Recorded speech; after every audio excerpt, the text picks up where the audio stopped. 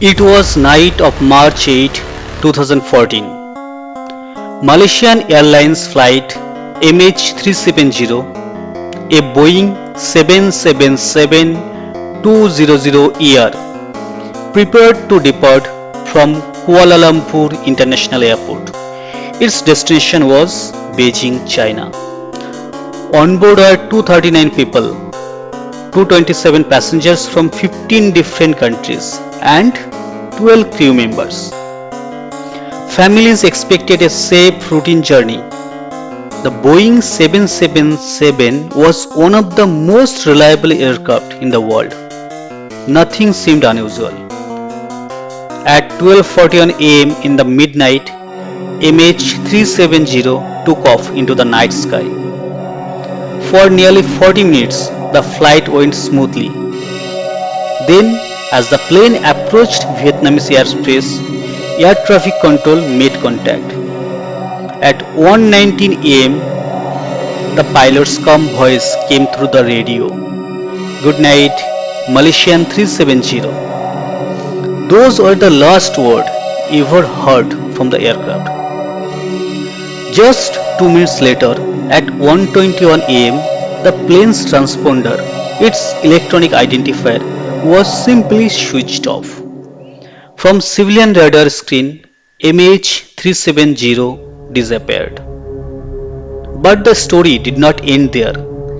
Military radar later revealed that instead of continuing towards Beijing, MH370 made a sharp turn westward, flying back across Malaysia. The plane then turned northwest, traveling over Andaman Sea.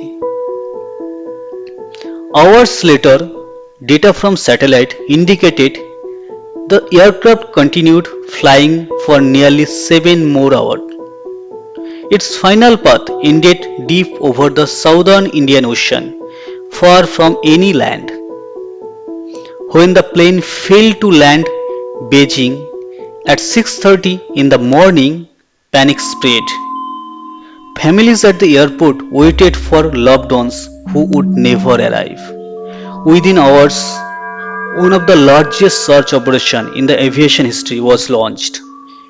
26 countries joined forces. Planes, ships, submarines, and satellites scoured thousands of miles of the ocean. But days turned into weeks, weeks into months.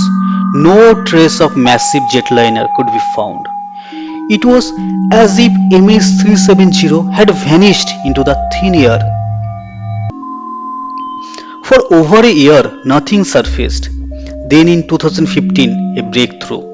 A piece of MH370's wing, called flaperon, washed ashore on Reunion Island, east of thousands miles from the original flight path. Later, more fragments were found in Mozambique, Madagascar, Tanzania. This proved the plane had crashed somewhere in the Indian Ocean. But here is the strange part. The main wreckage of the plane, the black boxes which hold vital flight path, flight data, were never recovered. The disappearance of MH370 gave birth to countless theories. One is mechanical failure. Did a sudden fire or system failure disable the plane, leaving it to fly on the autopilot until fuel ran out? Next, there is a concept or theories of hijacking also. Did terrorists or even one of the pilots take control of the plane? Some investigators suggest Captain Ahmed Shah deliberately diverted the plane, though there is no proof. Others believe the plane was accidentally shot down and covered up. Unimaginable possibilities, from alien abduction to secret landings on remote islands, conspiracy theories flooded the internet. Yet, none of these explanations are conclusive. For the families of those on board, the pain has never ended. Parents, spouses, and children still wait for answers. Memorials have been built, but closures remained out of reach. One passenger's wife once said, "Until I see proof, I believe he's still alive somewhere." The disappearance of Flight MH370 remains one of the greatest aviation mysteries of all time.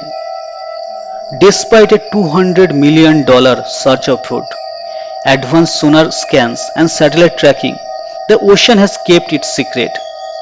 The Boeing 777, one of the safest planes ever built, simply vanished. Even in an age of GPS, satellites, global communication, a plane carrying 239 souls disappeared without a trace. Flight MH370 is more than just a missing plane. It is a reminder of how fragile life is and how even today our world still holds secrets beyond imagination. The families still wait, the world still wonder, and the question remains, what really happened to the Malaysian Airlines Flight MH370?